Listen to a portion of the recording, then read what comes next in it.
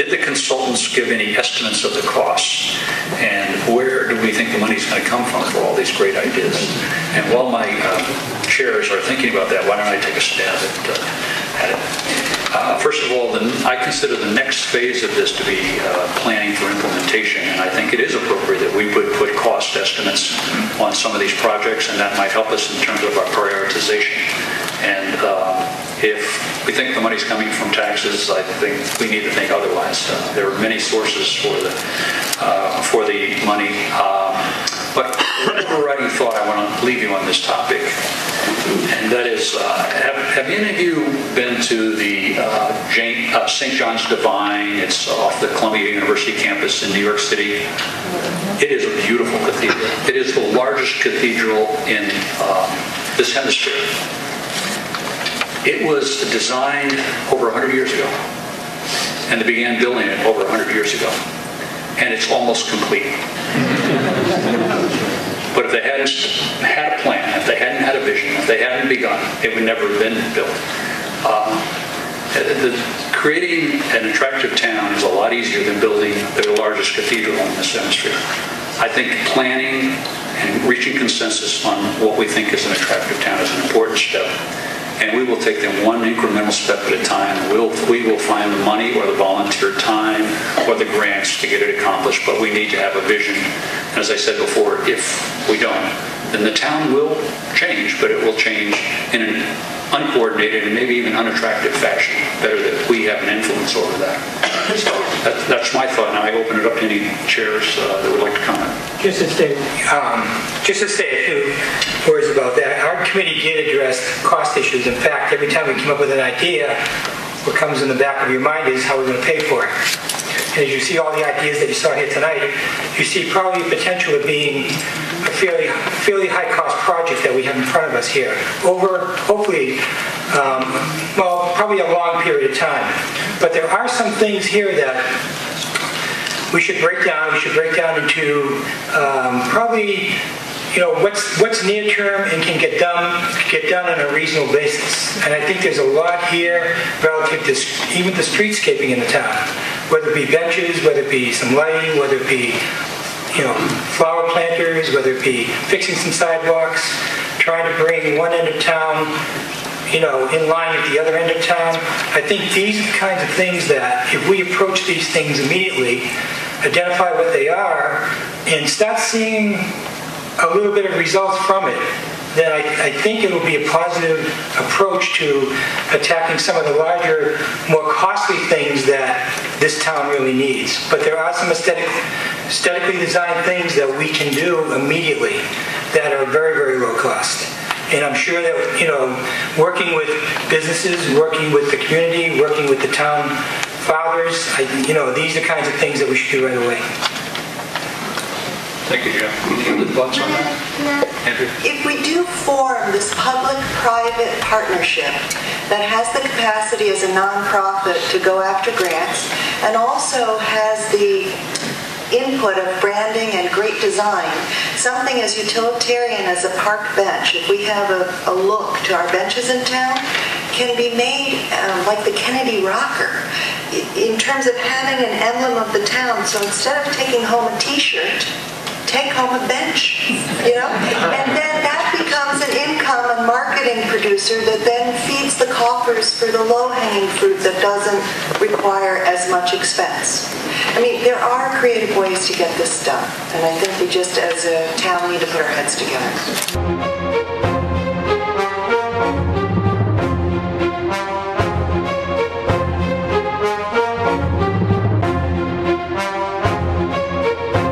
This to you, but Mike, you might want to comment also. When our consultant presented her report, she said that one of the successful signs of a town is that if you have just one dress shop, you have one dress shop. But if you have a choice of 3 or 4 along the same street, now you've got something. People are attracted to that. And even more important are restaurants. If you have a variety of restaurants, and so that people, if one is filled, they have overflow, they have an opportunity to go to another, and they don't have to have hamburgers every night. They have an opportunity for this type of food and that. So business nodes, I think they refer to. This is the question. Do we foresee additional restaurants in the future? And how do we attract more quality restaurants in Orleans? You want me to answer that? Well, The premise that I'm sitting next to a great restaurant owner right here. Well, here's the way I feel about it. Whenever I go on vacation, the first thing I do is I try and look at the streetscape, and if I see places where people are sitting outside at a cafe enjoying themselves, you know what? That's probably where I want to be.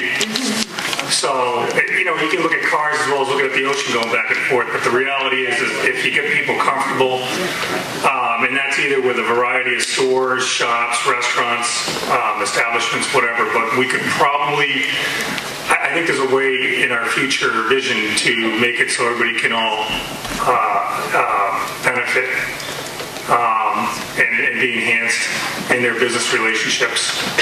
So I hope that answers the question. What I forget? You forgot your suggestion about the best business to come to the downtown area. What would it be? What were we missing?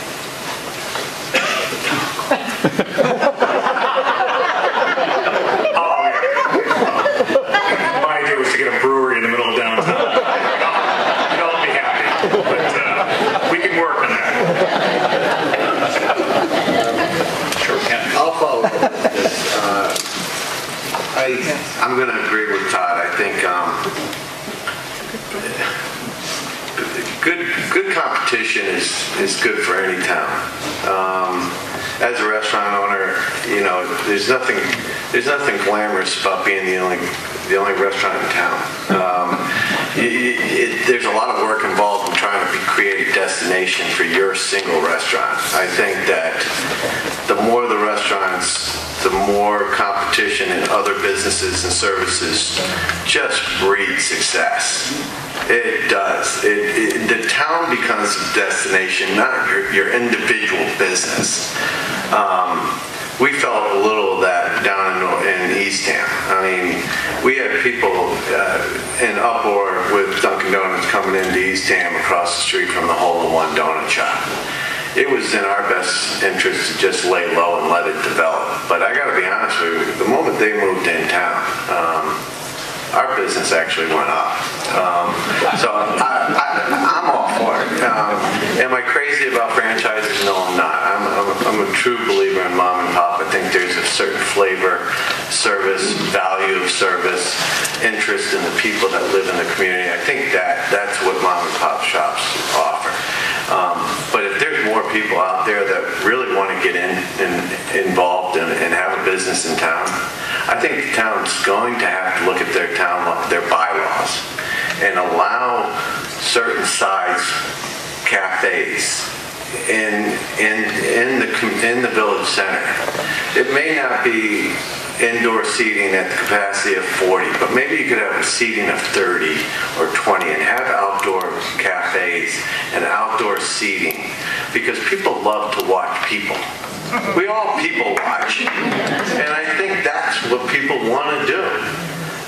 It's one of my favorite pastimes. I can watch the water as long, probably for 10, 15 minutes. That's just who I am. But I'm about the activity of the town and being vibrant. So that's my comment on that. Henry? Yes. Actually, a lot of us may not realize it, but Orleans has 13 hair salons. So the way Wellfleet became the gallery town, I think we do, we're going to get growth by default if we don't get ahead of the curve.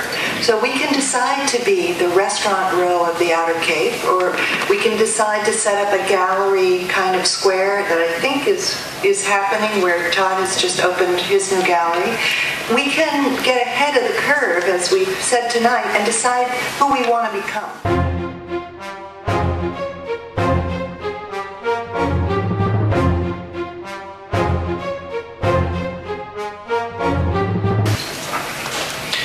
You made reference to biking and bike trails as a high priority item. This question asked if you could elaborate on where the bike trails would go. Can we connect to water resources, even Town Cove? And sort of multi-pronged question. When people are in town, because of the parallel parking along Main Street, where would bikers walk their bike, or would they be able to ride their bikes in town? Our committee didn't really delve into it in that depth. What I can say is I know there are other committees that there's a coast-to-coast committee that's working on trying to establish a bike path from Rock Harbor to Nauset Beach. I think it's an important part of infrastructure to make it safer. It wasn't really part of our charge to look into that, but what I can say is that one thing that was a high priority was providing bike racks throughout the town. But I'm not really in a position to answer what could be done in the village center to improve the biking. I mean, we have a limited amount of aisle space for vehicles as it is, and perhaps just slowing the traffic down a little bit and making the crosswalks better and doing small things can help the biking situation, but that's really all I can offer at this point.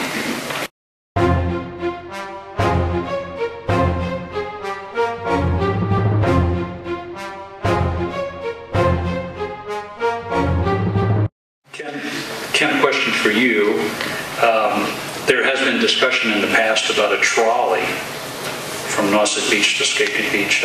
Is this on the drawing board? The person who wrote the question said if you do decide to have one, I think an excellent name would be From Sea to Shining Sea. That's marketing. I would just say that would be an excellent suggestion for marketing.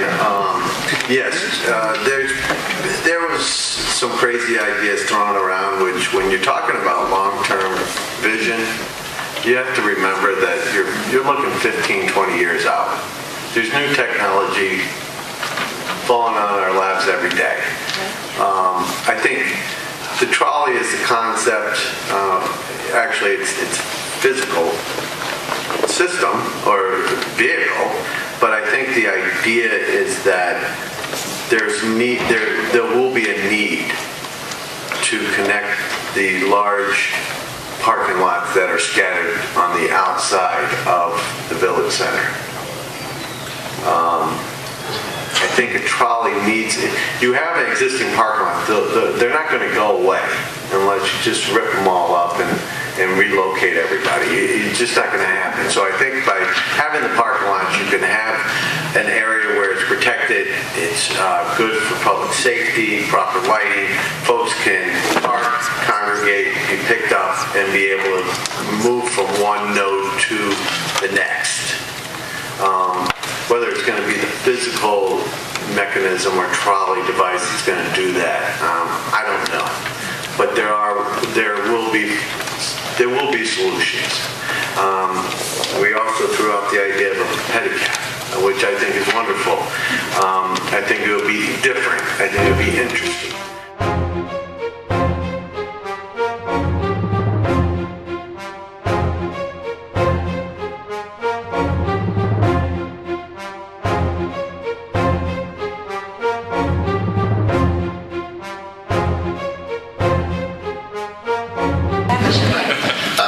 This right and understand the spirit of the question. How can we work to adjust our state return rate to increase the 2% to something like a Wellesley is 6%? And now I guess was addressing some of the points you brought up in your opening comments. I actually had written something down earlier about that for a previous meeting. Let me just read it, and hopefully that'll save some time. As the economy eventually does turn around, we here, especially on the Cape, need to advocate once again for a revamped local aid formula. As projected for FY 2011, state aid in New Orleans, as I mentioned, is only 1.5%. It's hard for me to imagine a situation where the state reallocates existing state funding. Once a town gets what they're getting, it's going to be very hard to pull it back unless they do it across the board like we've seen with the local aid cuts in the last 2 years. But as state funding rebounds, and I believe that it will, but it's a ways away. But when it does rebound, that I think is the time for our legislators to really work hard at getting a revised formula, something that I can envision where maybe the towns that have been getting a lot of state aid normalize, stabilize, and as new money is infused into the state coffers, that is able to be reallocated.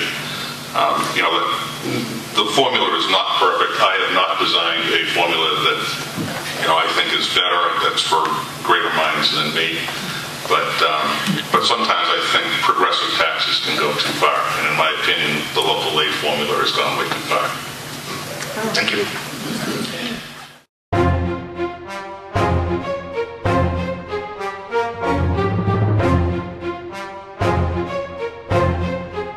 It's a general question to all.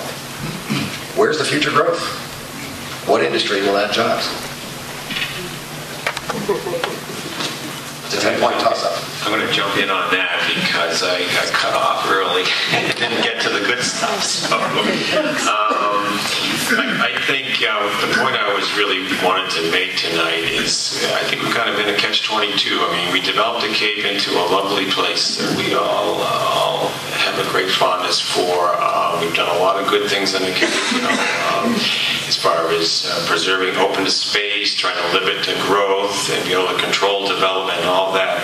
But at the same time, for businesses to be able to prosper, they must grow. They must continue to increase their base. They need more revenue as prices go up on everything. So it's I don't have any answer to it, but what I'm trying to say is that we have to really pay attention to it. The future and maybe take a look at the direction that the town of Orleans needs to go to keep the economic health viable for businesses.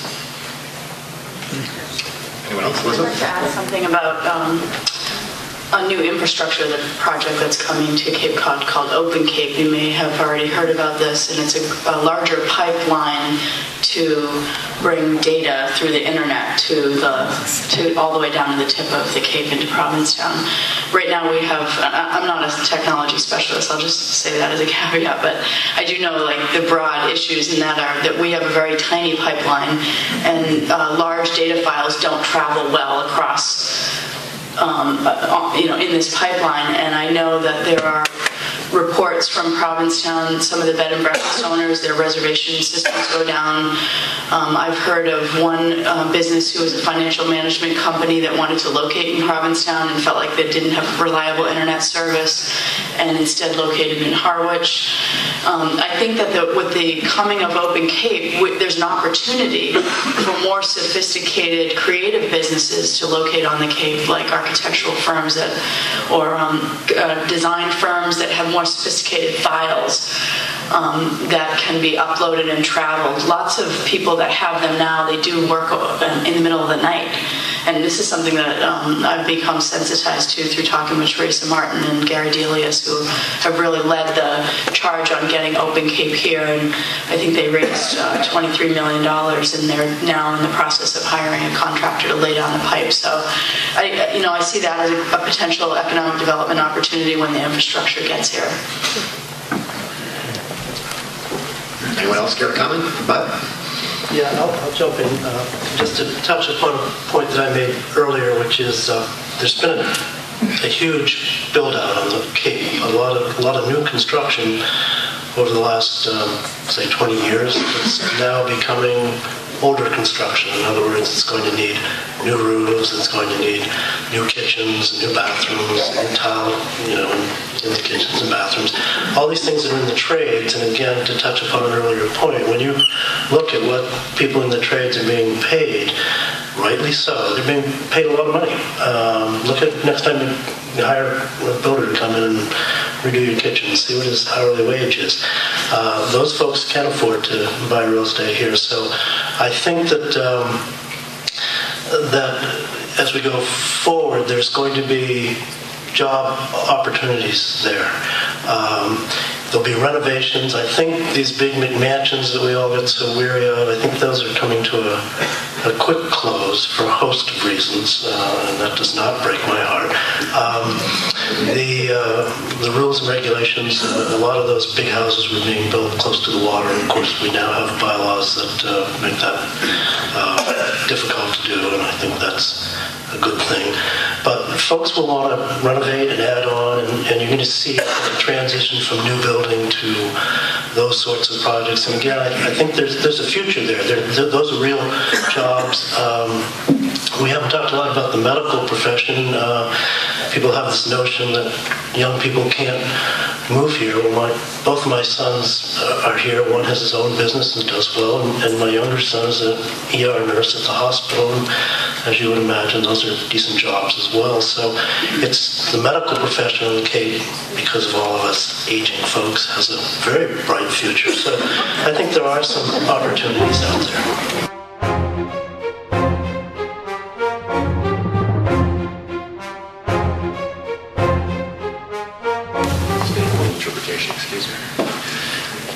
Again, it looks like a general question relative to business retention.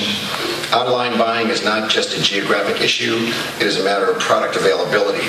How do you solve the issue of Cape stores carrying specialty items for the local consumer, i.e. clothes, food, etc., that can be found online? I'd like to address that. This is a challenge. I've been talking a lot with Ann Reynolds at the Cape Cod Commission about why we can't have a local phone app, which is a modern way that people can find products and locations. And the fact is that the Cape doesn't have a widespread database of all Cape businesses, and it's hard to build a comprehensive online application that a lot of different businesses can participate in. So this is something I know that the Cape Cod Commission is looking into. Again, Open Cape has providing the opportunity to do that. This is something that the CDP is very interested in. Businesses like Snows do a wonderful job with their online marketing, and you can buy a lot of their products off their website, but also Sid does a really nice job with other types of marketing and having it available, but a lot of small businesses don't have that. And one of the reasons is this lack of infrastructure. I had the great pie-in-the-sky idea to do a local buy local phone app, for both local people and visitors that could respond to campaign kind of materials and then, get invigorated and renew their commitment to local, and then, give them the tools that they needed to do that, which is what I think you need to do. People have the right values, but where are what's the tool? Because we're all modern consumers. We want convenience, right? I know I do. Well, unfortunately, the infrastructure is not there to build it that easily, but it is a discussion that's going on. And I think that has to be the modern wave for the Cape to both capture that collective value that we have to our local community, but do it in a modern way so that we can have the same convenience that we would expect in today's world. Thanks. Anyone else care to comment on the I'd like to jump in on that too. I mean, the internet sales is definitely here to stay, and it's going to get bigger and bigger. Probably about 2% of my sales right now are done online, and projecting to do a lot more than that. The difficulty on the Cape or anywhere really is that you just get a web designer and you get a website up and a shopping cart and you check out and you're all set to go. It's actually a lot more complicated than that. It's very, very difficult to be competitive with the world, and that's what you're doing, not just with everybody else on the Cape. What the Cape, I'd like to see happen at the Cape is to provide a network of consultation to the businesses that we have to help them grow, not only in getting websites and teaching them how to be competitive and do Google Analytics and all that sort of thing, but just in running their businesses. And make mention to one of the handouts that I have out there is there's an organization through the Cape Chamber that's associated with the Cape Chamber and Commission, but it's called Entree Center 2.0, and we're trying to come up with a way that we can offer consultants to businesses at affordable prices to help fund some of these. Not everyone's going to do everything for free, but there is a tremendous wealth of talent and knowledge on the Cape, and I want to see us be able to tap into that and have a way of being able to deliver that to the businesses and help them grow.